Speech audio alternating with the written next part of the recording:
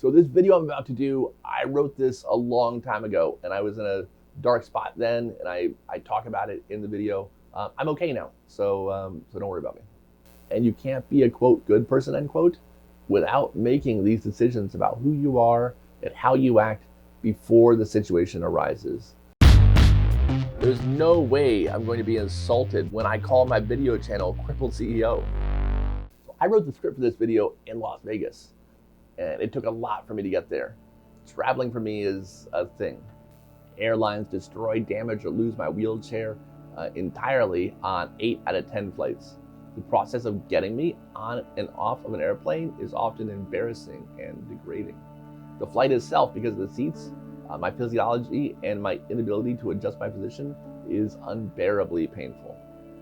The last time I flew, I was in, it was a same-day trip to Ohio and back in 2019 to shoot a commercial with UFC heavyweight champ Stipe Miocic. 2 hours in, as I'm doing Lamaze-style breathing techniques to try to get through the pain, I swore off flying forever, at least like that. But it's not just the flight. Once arriving, you need transportation. Wheelchair-accessible Uber isn't a thing in most places, and accessible taxis are harder to find than a vaccinated person at a kava bar.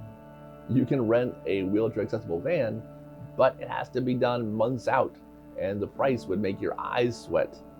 And then there's the hotel.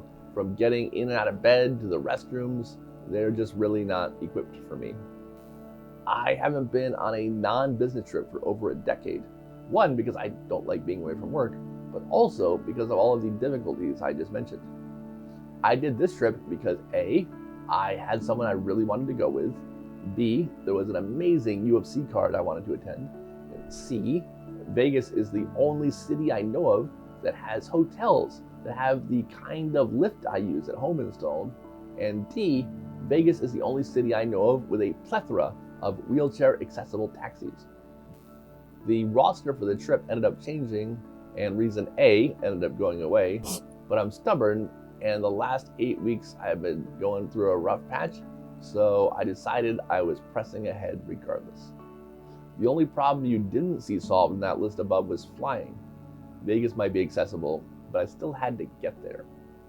And that finally actually brings me to the point of this. Thanks for hanging in there for this way too long of introduction.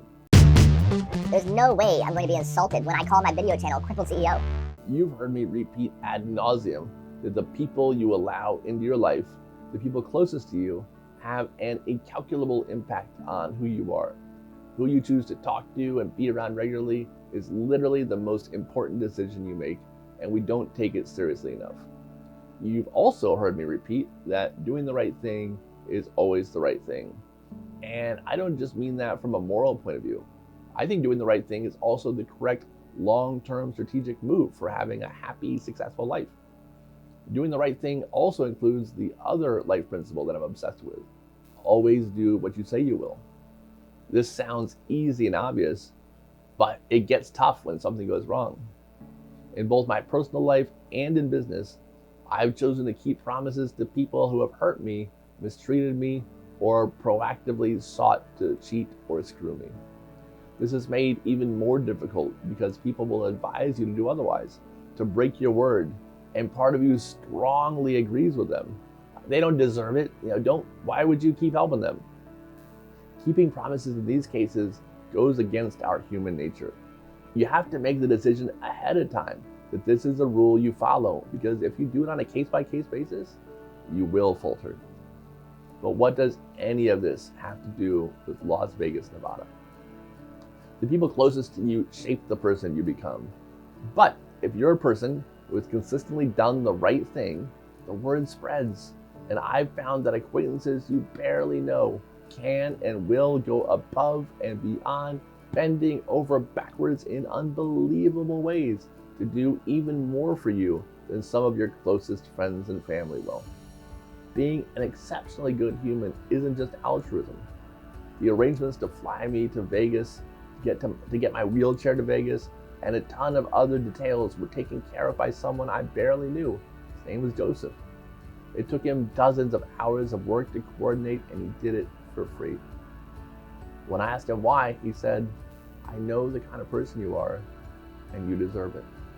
Once I arrived, a guy I had only met once in person, Jim Walter, the manager of UFC heavyweight Stipe Miocic, called in a favor and got us a reservation for the very next evening at a restaurant booked out for months.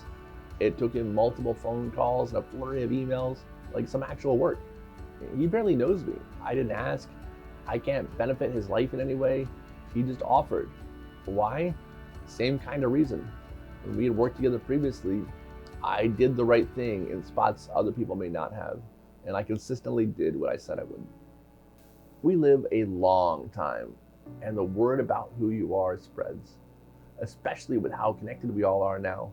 You can't fool people for long, and you can't be a, quote, good person, end quote, without making these decisions about who you are and how you act before the situation arises.